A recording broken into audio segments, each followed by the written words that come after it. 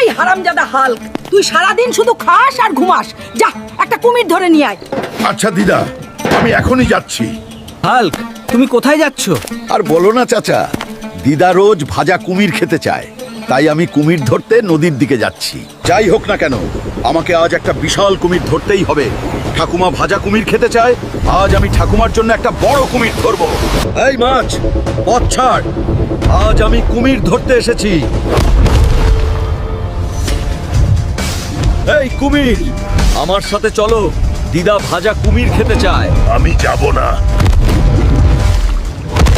চলো কুমির, আমরা বাড়ি যাই।